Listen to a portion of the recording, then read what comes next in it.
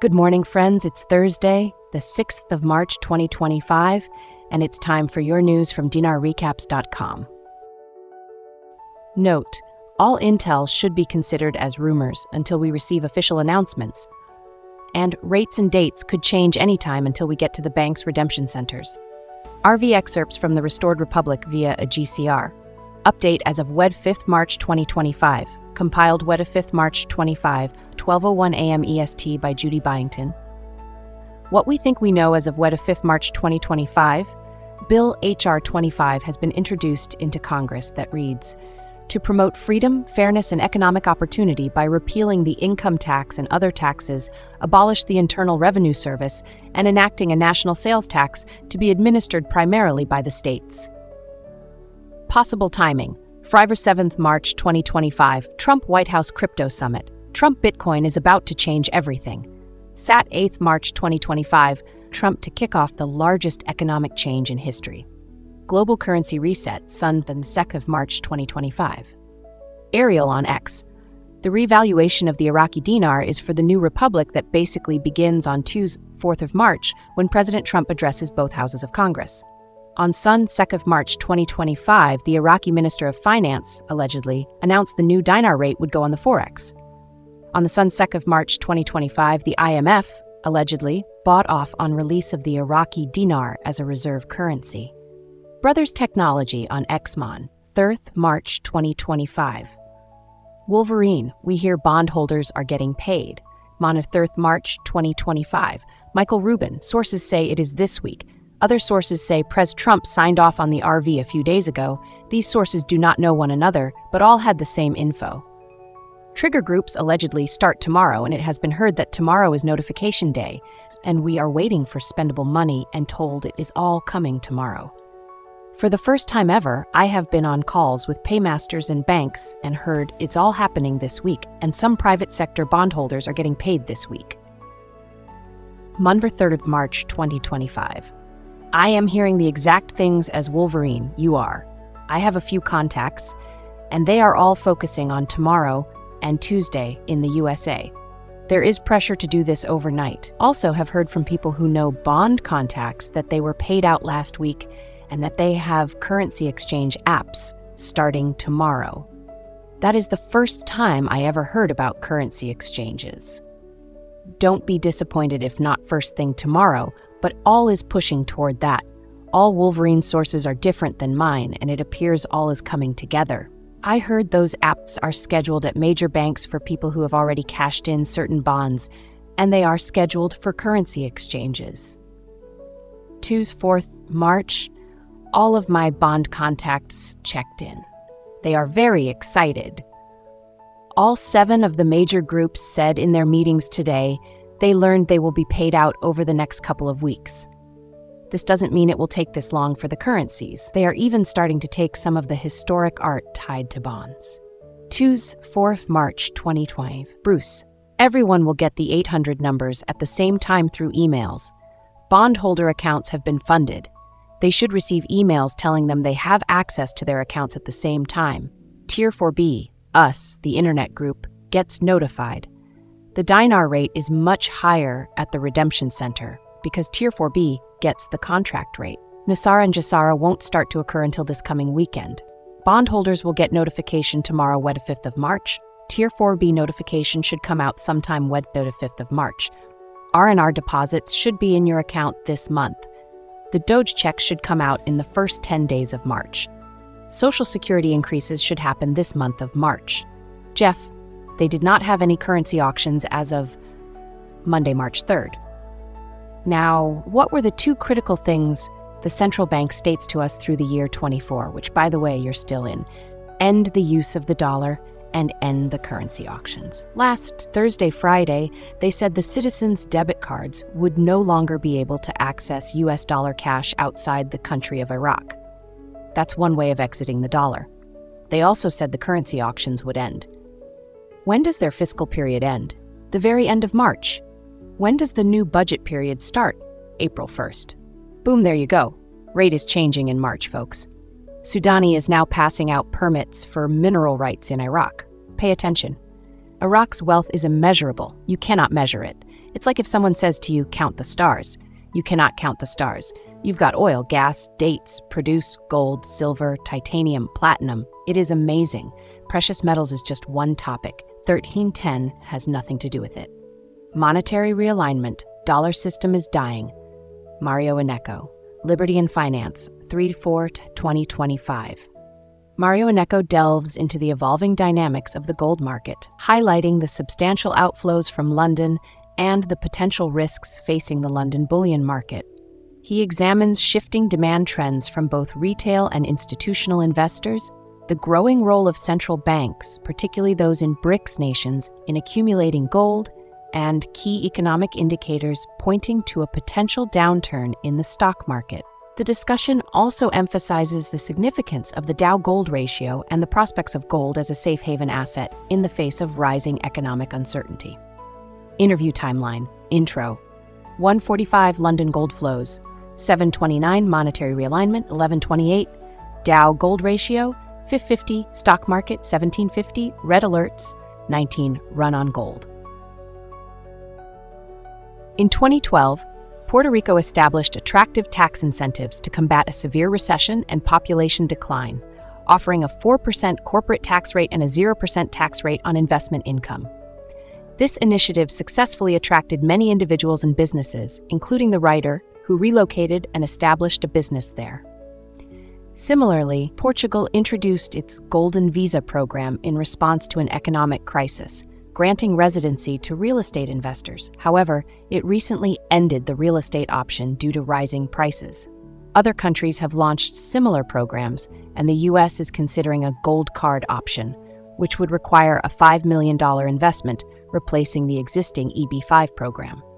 This proposal has raised concerns about its feasibility, given the limited number of ultra-high net worth individuals globally.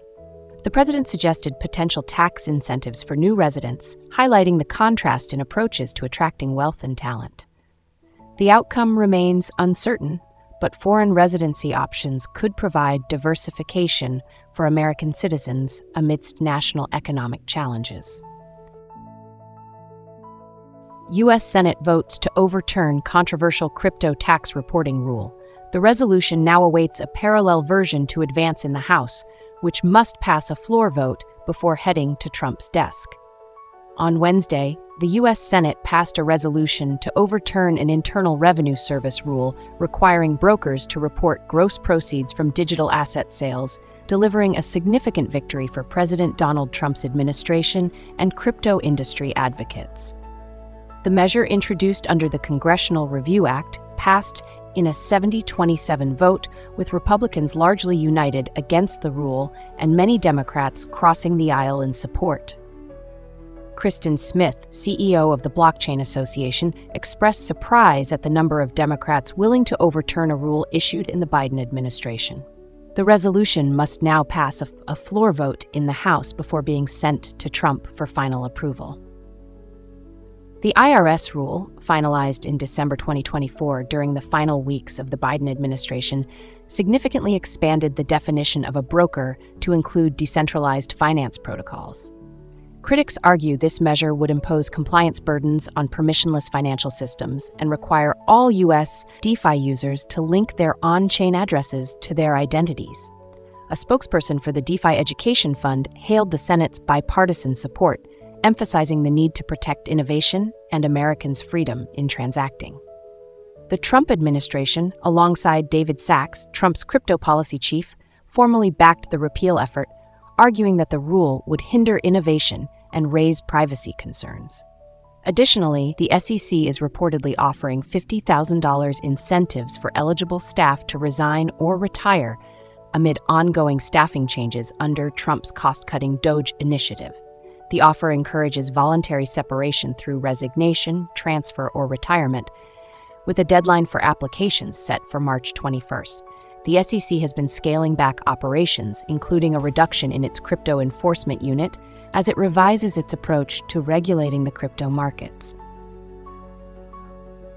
Mark Z provided an update, sharing highlights from his recent podcasts. He emphasized that all statements reflect his opinions, advising viewers to watch the video for full context and seek professional guidance for financial decisions. In the Tuesday night podcast, Z discussed exciting developments on the bond side, noting that many sources are optimistic about forthcoming payments to the 7 major groups expected within 2 weeks. He indicated that the bond rollout has begun and expressed excitement about contacts reporting movement in the process. He also mentioned controversies surrounding the IRS, with reports suggesting significant cuts to its workforce, and he hinted at potential progress regarding Nasara and Jassara. In the Wednesday morning podcast with Andy Sheckman, topics included Iraq's readiness to export oil through the Ceyhan pipeline, increased gold reserves in Iraq, and the drop in Iraq's inflation to 2.8%. Z speculated that Iraq may opt for a reinstatement of their currency around $3.23, while discussing the implications of bond payments and potential upcoming currency exchanges. The conversation also touched upon speculation regarding a balanced budget announcement made by President Trump, alongside ongoing discussions about the U.S. gold standard and the necessity for audits. Z concluded with optimism, encouraging listeners to remain hopeful about future developments.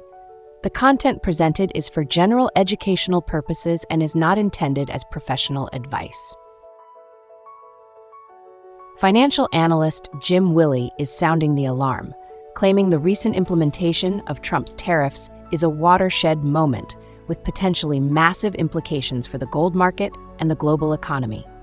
In a recent appearance on Arcadia Economics, Willie expressed excitement, suggesting these tariffs are triggering a cascade of events more significant than anything he's witnessed since launching his influential newsletter back in 2003. Willie believes that these tariffs will act as a chokehold on global trade, disrupting supply chains and potentially triggering inflationary pressures. He states, "This isn't just about trade, it's about unraveling decades of unsustainable economic practices." According to Willie, the disruption caused by the tariffs will expose the fragility of the current financial system, pushing investors towards safe haven assets like gold.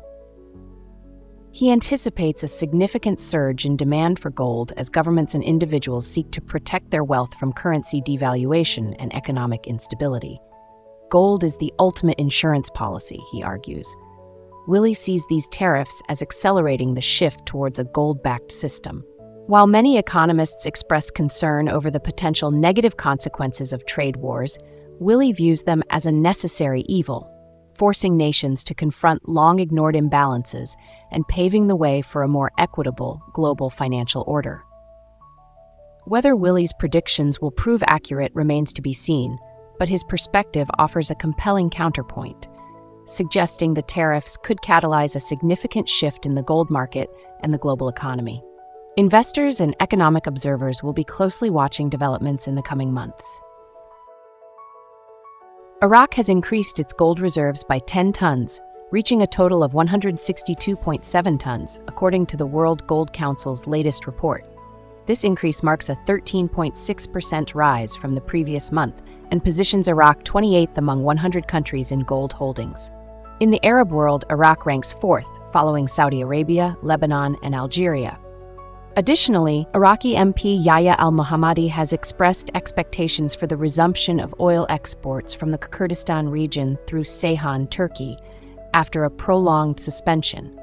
He noted that recent amendments to the budget law will facilitate the resumption and ensure compensation for the Kurdistan regional government's production and transportation costs. Furthermore, MintGoat reported that the reinstatement of the Iraqi dinar is contingent on substantial changes in Iran's leadership and reduction of terrorist networks. Despite these challenges, the dinar has shown signs of rising in value relative to the dollar, and there are optimistic projections regarding its potential appreciation. Lastly, a video presented by EduMatrix explores factors influencing the value of the Iraqi dinar, highlighting its strategic positioning for a potential increase due to economic developments and international trade relations. The European Securities and Markets Authority, ESMA, confirmed that MiCA rules do not explicitly ban non-compliant stablecoin custody and transfers. This clarification adds to the uncertainty surrounding the classification and use of stablecoins that do not meet the markets in crypto assets regulation.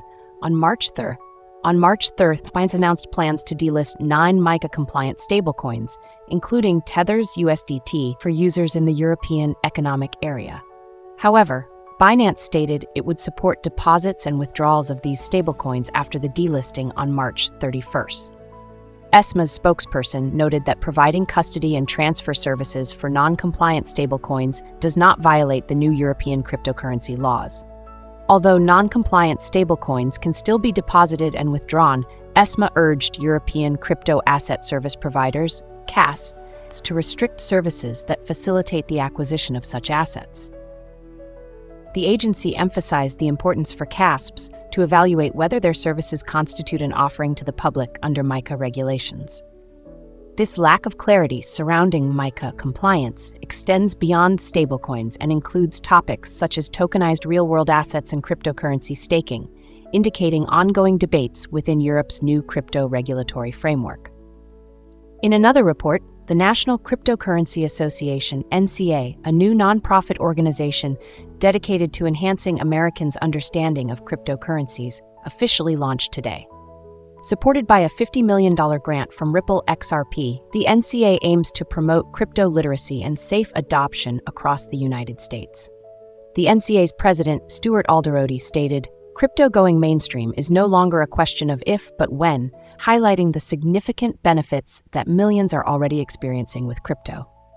The organization provides educational resources, including guidance for those interested in investing in cryptocurrency, backed by a survey showing 81% of U.S. cryptocurrency holders seeking more knowledge about the future of crypto. Bruce's big call. Dinar intel Tuesday night 3 to 4:25 was shared, highlighting key information from the call. Bruce mentioned the difference between NESARA and GESARA, National Economic Security and Reformation Act and Global Economic Security and Reformation Act, respectively. He clarified that no one would receive the 800 numbers early, indicating that all would receive notifications simultaneously when emails are distributed, likely after President Trump's address to Congress at 9 p.m. Eastern. He noted that bondholders have reportedly had their accounts funded, with access expected at the same time as notifications for Tier 4 participants. Bruce discussed the potential for higher exchange rates at redemption centers compared to banks, emphasizing a significant range for various currencies, with the ZIM on par with the US dollar. In terms of timing, notifications for Tier 4 participants are anticipated to begin 2 hours after the president's speech, likely in the morning following his address. Additionally, Bruce indicated that DOGE checks and Social Security increases might begin soon, as there are plans for direct deposits and Treasury checks to be issued shortly, possibly within the first 10 days of March. He mentioned that the month of March holds significant promise for various financial updates, including exchanges and additional financial assistance programs. Bruce concluded by encouraging listeners to remain attentive to updates and potentially substantial increases to Social Security payments this month. Exclusive: GOP lawmakers unveil bill to end the Fed. Republican Utah Senator Mike Lee and Kentucky Rep. Thomas Massie will reintroduce legislation Wednesday afternoon to abolish the Federal Reserve. The bill, titled the Federal Reserve Board Abolition Act, would dissolve the Board of Governors of the Federal Reserve System and each Federal Reserve Bank with a 1-year time frame. The bill would also repeal the 1913-era legislation that created the central bank to oversee U.S. monetary policy, according to the bill text shared exclusively with the Daily Caller News Foundation. The congressional Republicans' reintroduction of legislation to abolish the central bank comes after President Donald Trump has floated exerting more authority over the Federal Reserve and its monetary policy decisions. The president signed an executive order February 18th to expand his authority over so-called independent agencies, but notably exempted the Fed and its authority to set monetary policy and interest rates without presidential oversight. Previous administrations have allowed so-called independent regulatory agencies to operate with minimal presidential supervision, Trump wrote in the executive order. Lee and Massie have consistently advocated for ending the independence of the Federal Reserve, citing their belief that the central bank has mismanaged monetary policy and contributed to inflation. Elon Musk has notably backed their efforts. Trump repeatedly clashed with Federal Reserve Chair Jerome Powell during his first administration. The president criticized Powell for failing to beat inflation after the central bank chose not to cut interest rates on January 29. The Federal Reserve has not only failed to achieve its mandate, it has become an economic manipulator, directly contributing to the financial instability many Americans face today, Lee told the DCNF. We need to protect our economic future, end the monetization of federal debt that fuels unchecked federal spending, and put American money on solid ground. We need to end the Fed.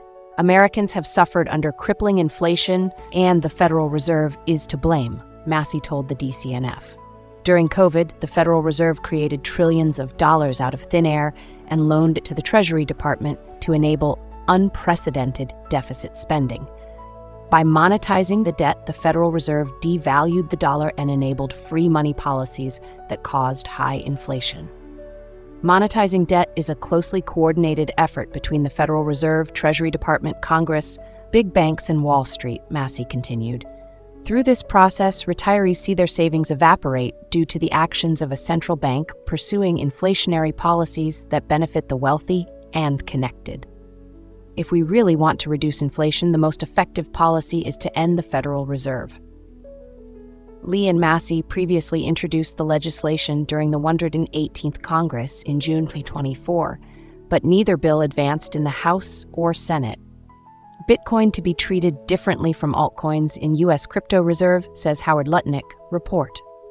A model for the U.S. crypto reserve is set to be revealed at the inaugural White House Crypto Summit on Friday, according to the Pavlovic Today. The president is interested in a Bitcoin strategic reserve, while other tokens will be treated positively but differently, Commerce Secretary Howard Lutnick told the outlet. More details about the potential U.S. crypto reserve are set to come out of the White House's inaugural crypto summit on Friday, according to independent political news outlet, the Pavlovic Today. The president definitely thinks that there's a Bitcoin strategic reserve, Commerce Secretary Howard Lutnick reportedly told the outlet. Now there will be the question of, how do we handle the other cryptocurrencies? And I think the model is going to be announced on Friday when we do that. Lutnick suggested to the Pavlovic Today that Bitcoin would receive a unique status under Trump's plans. A Bitcoin strategic reserve is something the president's interested in. He spoke about it all during the campaign trail, and I think you're going to see it executed on Friday, Lutnick said.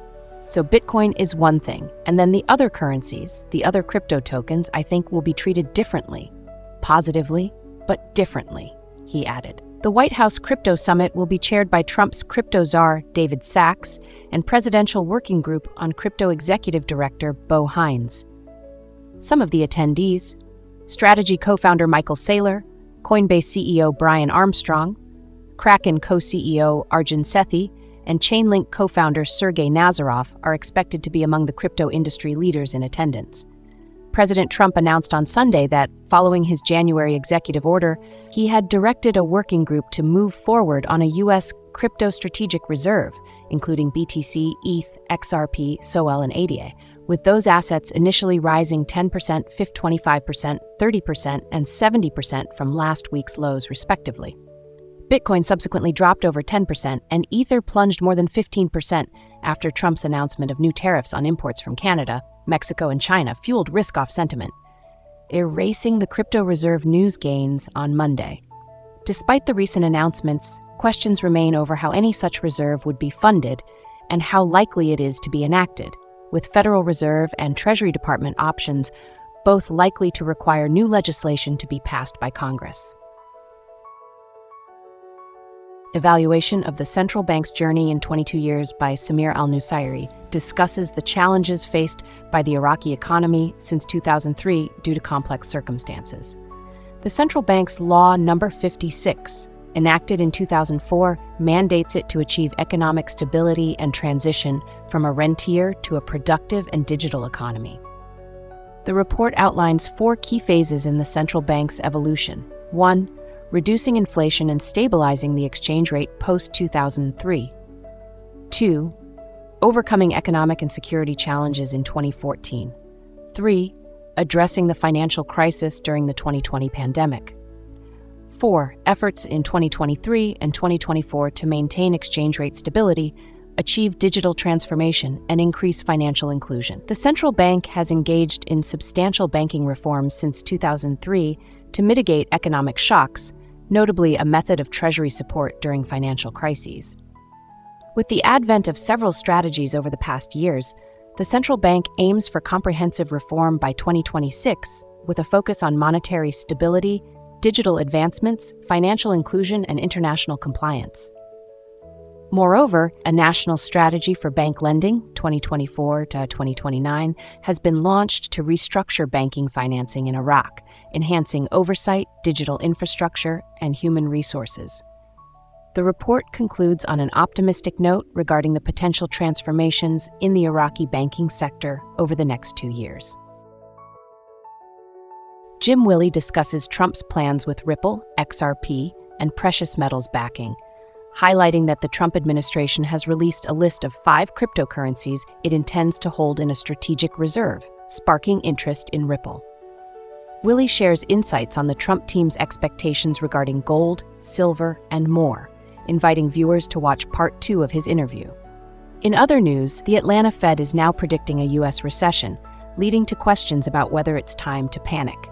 Additionally, Michael Howell, known as the King of Liquidity, discusses the potential for gold to reach $3,600 amidst a liquidity crisis. In an in-depth conversation with SOAR Financially, Howell explores global liquidity flows, the impact of central banks, unconventional Fed stimulus measures, and the future of the U.S. dollar in relation to gold. And that ends all the news from dinarrecaps.com. We hope this brings value to your day. If so, please like and subscribe, and ring the bell to be notified when our reports are uploaded. Thank you for joining us, and have a great Thursday.